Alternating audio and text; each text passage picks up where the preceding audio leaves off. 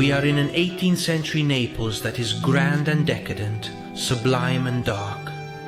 There is a young boy, ill, locked in the cold room of a monastery, composing incessantly. He is surrounded by mountains of sheet music, full of mistakes and smudges. The monks take care of him, who between coughs continues to write.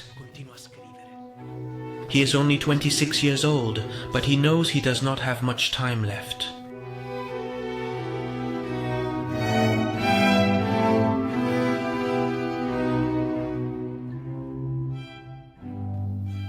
Pergolesi's Stabat Mater of 1736 begins with a poignant page. The mother stares at her son on the cross, two lives parting, two voices trying in vain to touch, and at the same time unable to let go.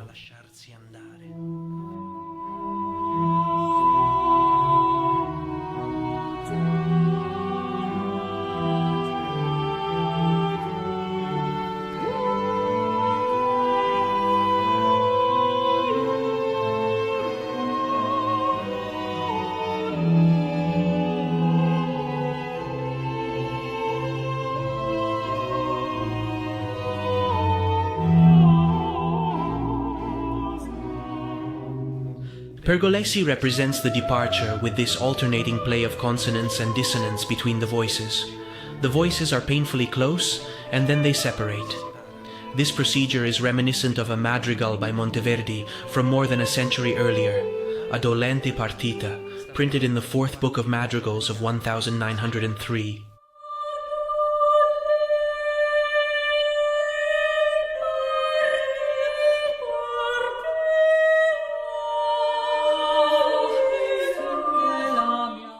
Monteverdi uses a similar procedure between the voices, and always to represent a painful separation, the sorrowful partita.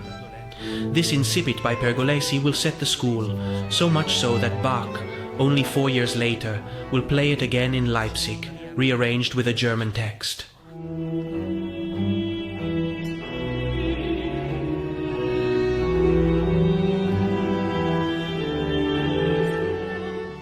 Pergolesi's Stabat Mater is a galaxy of suffering, imbued with painful and poignant musical figurations. Observe the descending disconsolate patterning of the violins. The notes are like tears, falling from top to bottom. Then there is a great use of musical sighs, that rhetorical musical figure called suspiratio, an emphatic pause, which like a sob breaks the musical discourse. We hear it in the design of the violins, and this procedure resurfaces numerous times in the work. For example, in the aria Vidit sum dulcem natum, at the end of which Christ exhales his last sigh.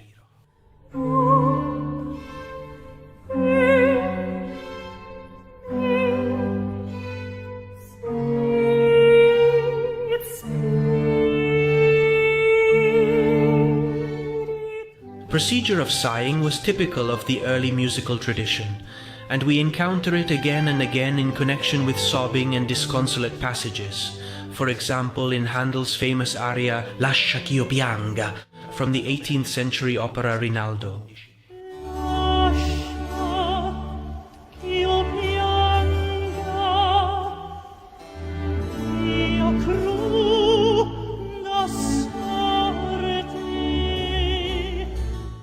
Probably the performance of Suspiratio was rendered emphatically by the singers of the time, who emphasized the pause just as if it were a sigh or a sob. The Suspiratio was also very common in the Renaissance and Baroque madrigal.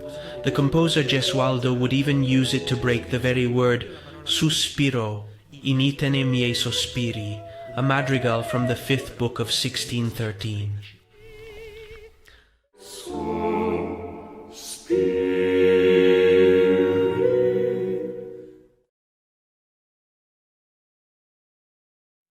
Pergolesi's Stabat Mater resounds with sighs, chromaticism, and cries of pain. This composer's music is as dark as his childhood. Tuberculosis, a deadly and contagious infection, raged in the countryside of his homeland. Entire families were being wiped out, member by member. Pergolesi lost 3 brothers, and then his parents, one after another. The disease can infect and manifest itself even years later.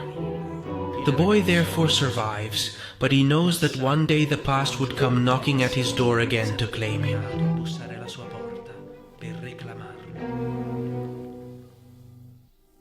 Another recurring element in the Stabat Mater are the descending and disconsolate musical figurations, and among these is the lament bass, a descending chromatic bass that has always been associated with sadness and despondency. We hear it, for example, in this passage.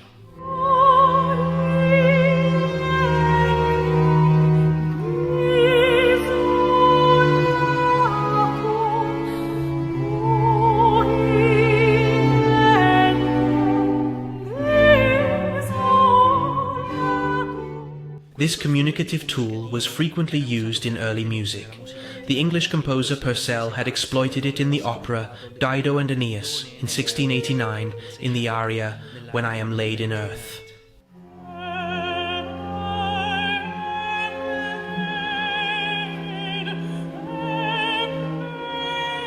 And Mozart would use it again in 1787 in the overture to Don Giovanni, hastily written just hours before the debut.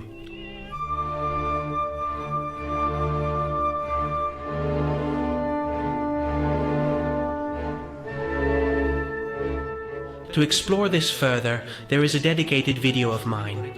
Another rhetorical tool used by Pergolesi is the saltus duriusculus, namely intervals of difficult intonation that sound harsh and unexpected to the ear, and in this way express a sense of discomfort.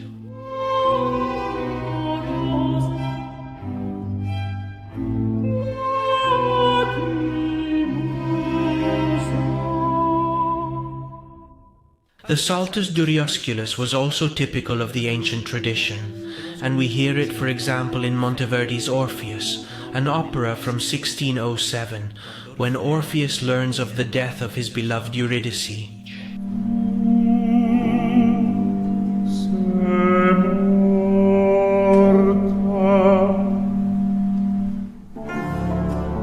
Pergolesi too had witnessed the death of his loved ones, and if a child in the 18th century was left without a family and had musical talent, he was directed to only one place, Naples.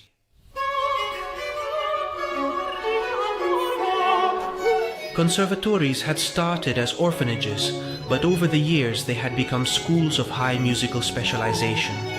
The young Pergolesi received a very strict education, began composing at the age of 21, and proved to be a musical genius. He writes an opera so innovative that it will be a resounding success throughout Europe, La Serva Padrona. Life finally seems to smile on him. In the duet Facut Ardea Cor Meum, Pergolesi depicts the flames of love that set the heart of the faithful on fire, through a lively fugato design that breaks the atmosphere of oppressive depression that runs through the entire Stabat Mater.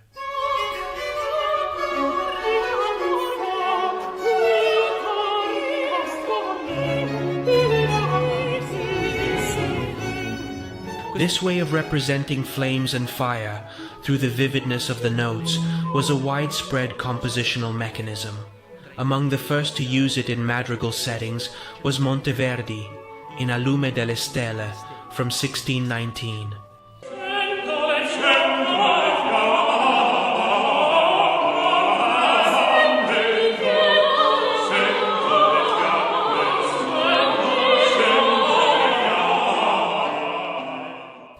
And Mozart, in his Requiem of 1791, would depict the flames of hell with a lively bass design.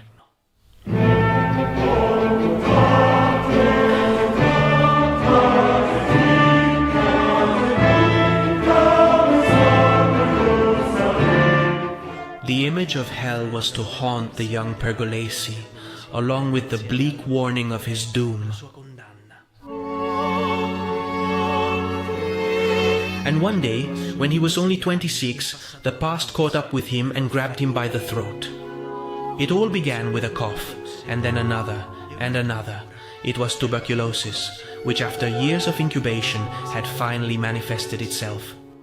In those same days, the Neapolitan Confraternity of the Virgin of Sorrows hired him to write this Stabat Mater, and the young artist began writing what he knew would be the last work of his short life, and which would be completed on the very day he died. The score of the Stabat Mater, in fact, haphazardly, tells us of his breathlessness and haste. The boy comes to the end and with his last strength writes Finis Laus Deo, I have made it, thank God, and he exhales his last sigh. Esala il suo ultimo sospiro.